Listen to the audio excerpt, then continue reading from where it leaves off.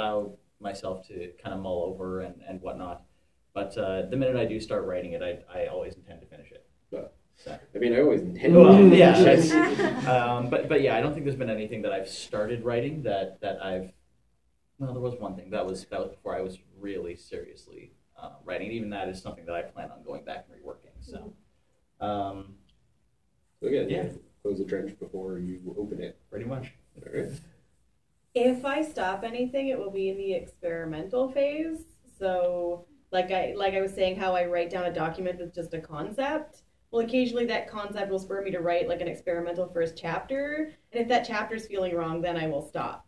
But I don't go past that. Everything I have ever seriously started, I have finished. I mean, I'm an animator. I'm not currently working in the industry, but I have in the past. And the thing is, it's an industry where you're trained from day one. If you don't finish this, millions of dollars will be lost. You'll be blacklisted and possibly sued.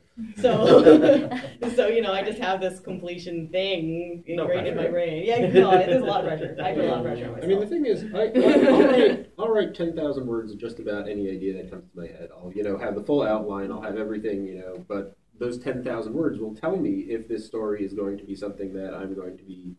Because sometimes the idea is just fundamentally not going to work. And it felt like it was going to work, and when I started it, I was full of enthusiasm. There was a project that I started recently about a world which was tidally locked by magic, and the plot involved them breaking the magic and start spinning again. And just trying to get into the heads of people who don't measure time by days, because there aren't days, and don't know, so then what would an hour be a part of? When do they sleep? So there was so much world building that I had to explain to people early on. I just wasn't able to get into the story. And I have, 10,000 words and it's a fine 10,000 words, but this story is not something at the moment that I can write. So, but once I get past 10,000 words-ish, 10, maybe 20, then it's going to finish one way or another. So, talking about, finishing things, whether or not you still have that first burst of enthusiasm. So why don't you start? Well, as we were talking, I started thinking, wait a minute. I will maybe try things in different mediums. If I have an idea. Like I have one idea which ended up a historical fiction novel. But it started out as a time travel novel, and then it morphed into just straight science fiction. And then the best medium for it turned out to be medieval historical fiction.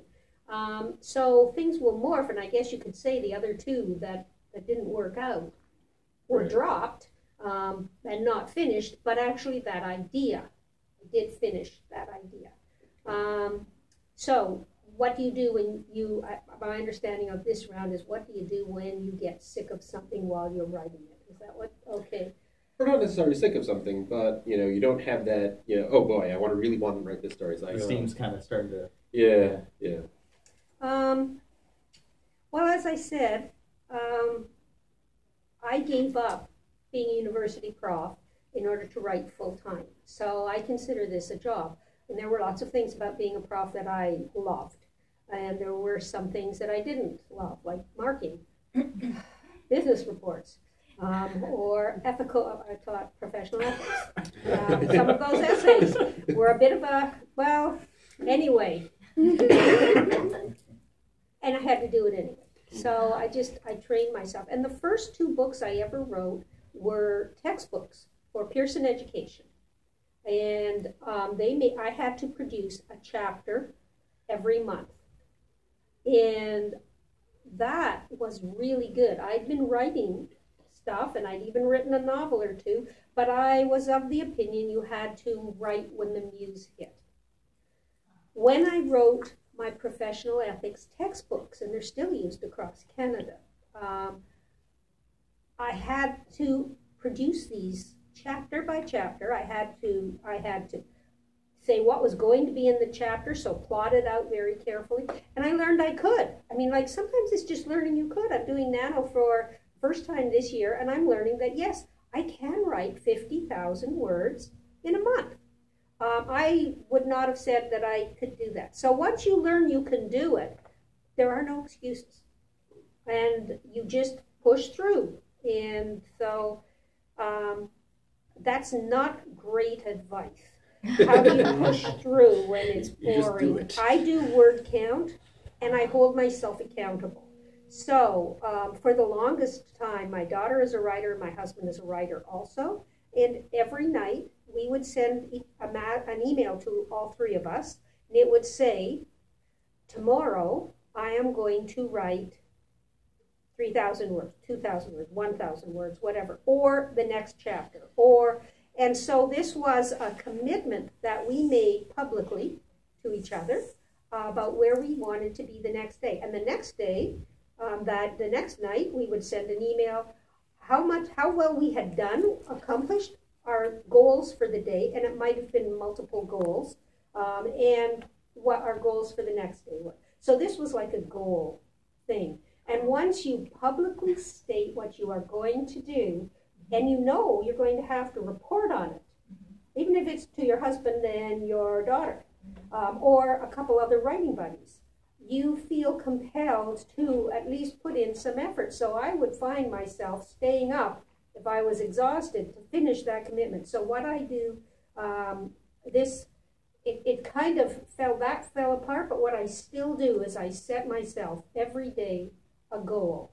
And sometimes I will state it out there for the record, and sometimes I will just have it for myself. NaNoWriMo holds you to a daily word count goal, but setting a daily goal, break it into small chunks. I'm going to finish this novel by December, is just too big. In November you find yourself, oh my gosh, wait, I haven't started.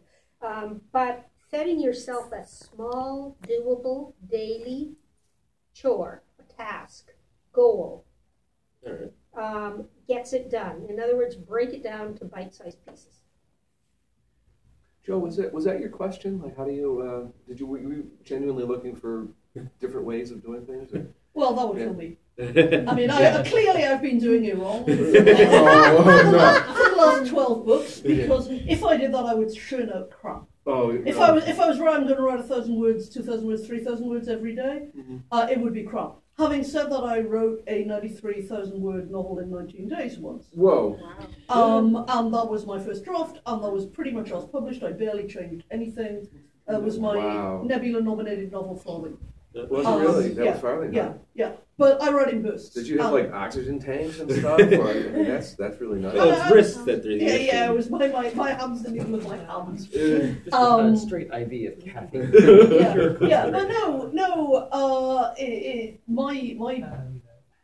I have different problems with every book. Yeah. I wanted to respond to that thing though about the kind of announcing it publicly to keep yourself accountable. I find I'm the opposite. I find that I'm far more resilient when I keep my failures private. So, I refuse to fail if I've said it publicly.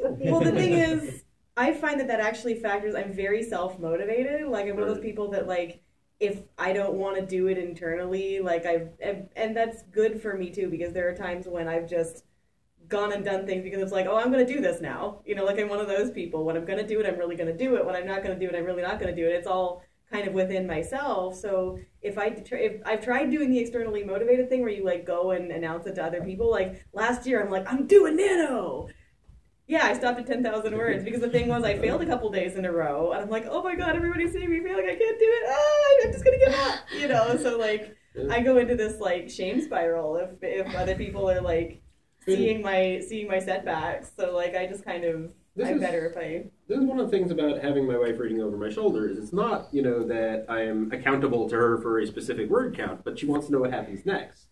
Yeah. And so, if I write the next bit, she can find out what happens next, but if I don't, she can't. So, I have a certain external motivator of trying to, tell a story to someone, sort of occasionally in real time, which, does push things along, even if I'm sort of like, kind of rather just sit and play video games for 2 hours, but she wants to see what happens next, and there's this character she likes who I'm going to kill, so that'll be fun. I will admit, sorry. Oh no, go. With the history book, I had this foundation of sweet, sweet old people who are working on heritage projects in the Niagara region that really need this book to come out to publicize their foundation. So I did, that was an external motivator that worked for me, because I'm like, I was doing this for free to like help them. So I was going, oh no, I gotta help them. And yeah, it's a good book. It's I'll tell you about it after if you want. But yeah, it's so I kind of had this motivator of, oh no, the foundation's not going to get their funding if I don't finish the book. So it was kind of charitably motivated. That worked for me.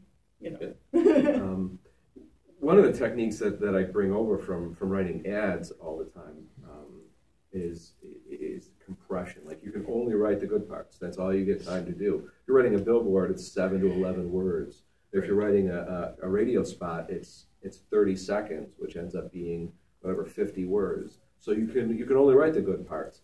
You come into a scene after it has started, you leave before it's gone, and by doing that, I think it makes it more interesting to write, because you're only trying to write the good parts, and it does propel you along. So I kind of use that technique. It also means you don't have to go back later and edit out the bad parts.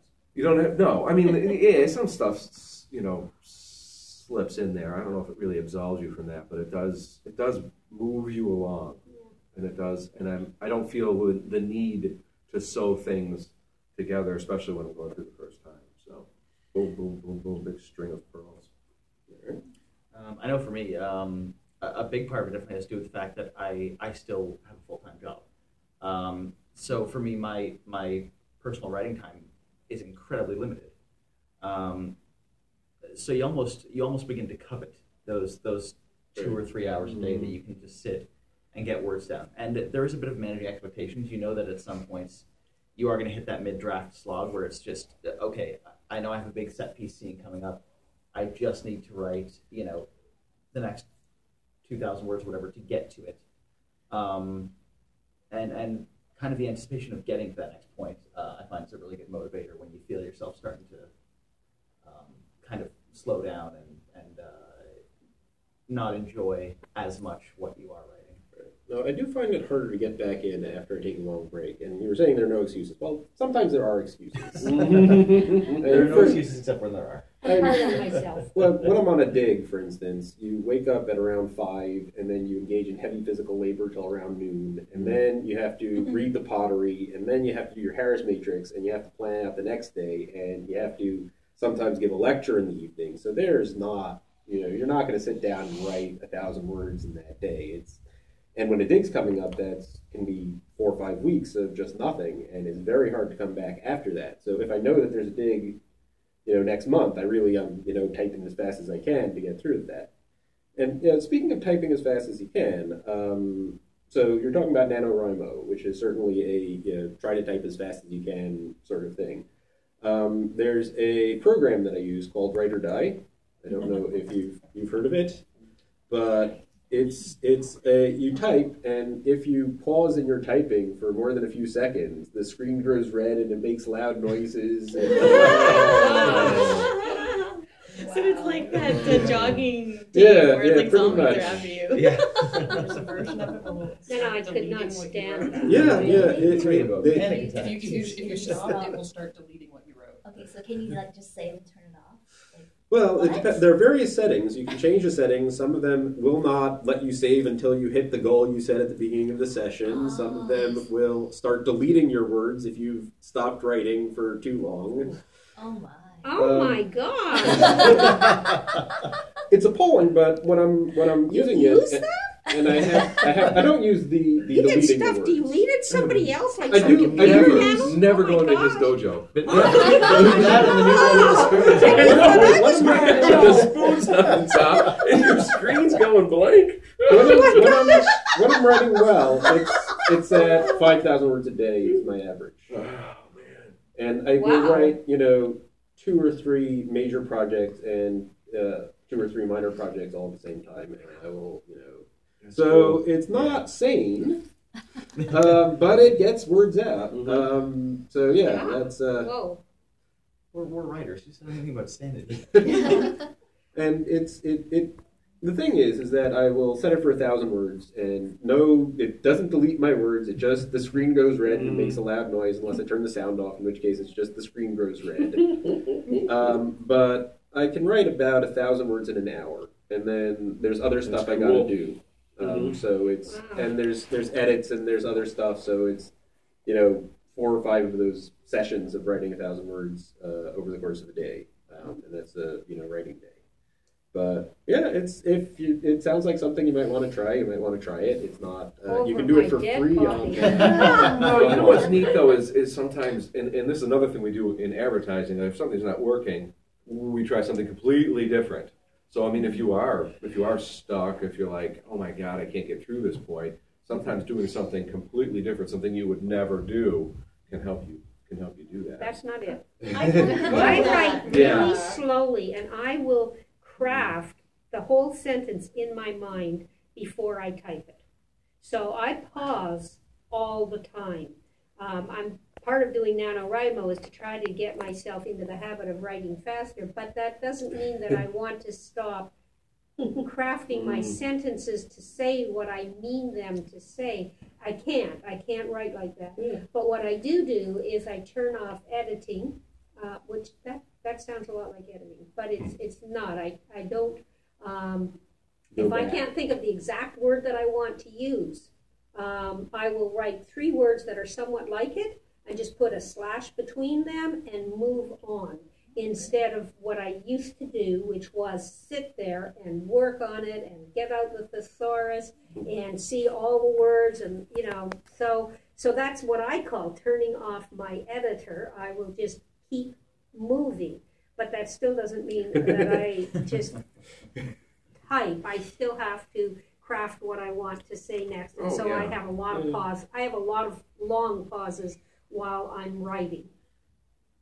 Is one way that I kind of get past that, and it's kind of new agey, and I don't know if it would work for everybody, but those like kind of new agey gong music and crystal bowls and all that kind of stuff, like really kind of ambient stuff. I'm one of those people that actually buys that stuff, because the reason being, I found out, like when I went to a concert where they had some of this new age music, that it actually puts me into this weird like higher headspace where like there's this constant sort of ambient hypnotic white noise, and when I'm in that state, I can just keep moving. Like the bottom part of my brain can keep moving and writing these words, and the top part of my brain is like in the music kind of thing. Like it's really weird how it kind of separates these things out, but my inner critic is going, ooh, there's a gong, and I'm just typing. Like it actually works really well. I would suggest new age music. For me, it's showers. If I'm in the shower, like if they invent a waterproof computer or laptop, I will be able to write much faster.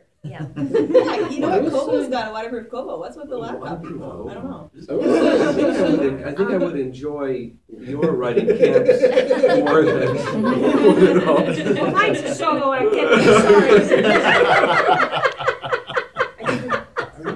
But I appreciate that. Was there? I was just gonna say Gregorian Chant works for me. So it's the same idea. Yeah, that's really nice. Yeah. So I actually will put in a word for an old-fashioned clicky keyboard. Oh yes. An IBM Model M, and they make new equivalents of the same buckling spring technology, which are USB, and have a Windows key, so that can be helpful. But just the sound of when it's making a lot of noise when you're typing, and the feel of it. It's so. Tactile. Thank you. Tactile, yes. This was people were talking about, the money they spend going to workshops and flying out there. I was like, well, I did spend quite a bit to get my clicky keyboard, and it was worth every penny. It was. I like absolute silence, and it's not only what I can't hear, but if I write best in the middle of the night because I know everybody else is asleep. So not only can I not hear them, but I know they're not doing anything that I could hear if I was close to them. Like there's nothing else going on anywhere around me, and then I can delve completely into the story. All right. Yeah, so, in terms of that, you were talking about new age music. There's actually, again, people are going to be appalled by what I'm about to say, but... Excellent. Someone put a lot of Siskel Ebert on the internet, and these were movie critics that were active from 1970s to 1999. Now, Ebert continued afterwards, but Siskel passed away. And I will sometimes have that going on in the background, not to listen to it, but the way they're complaining about movies that they don't like, and the way that they're praising movies that they do like, it's just sort of like two people just sitting there saying, make good art, over and over and over. Very cool. Yeah. And it works better if you've seen, you're not that interested in the episode. It might be one that I've heard a couple of times, but it's just, Do you ever find yourself transcribing, though? Well, no, I know what I want to say. I have the story inside me, and it's got to get out somehow. And this is, one of the things which makes me not cut the sort of corners that I might have otherwise cut, and think about the implications of the way that it's coming out. And other than that, like I said, we have home daycare, so I really need to have something in the background, or it will be people who are real people in the same house talking to each other or getting upset or something like that. That is way more distracting than music or anything like that. So I have to have, if there's stuff going on that's loud, So Joe uses Bach, but what I've done is I found there are a couple of YouTube channels of people who have these lesser known 19th century composers, and I actually find that better than good music. Because it's less distracting. Something by a really excellent symphonic piece, I will be typing and then sort of slow down and then sit and listen to the music. Whereas this sort of busy 19th century orchestration it's pleasant. It's not an unpleasant noise, but it's not very good, so it doesn't draw me into the music. I think that Bach has the make good art thing going about this. In addition to having the music that pulls you along, and I also use bits that I'm pretty familiar with. And it wouldn't be a bit of Bach that I'd heard for the first time. But I think that there is a sub-sonic make good art going on. Yeah, I want to be this good. I want to be this good. Yeah. Human beings have made things this good. I am a human being. Very good. I can do it. Therefore, All right, we've got about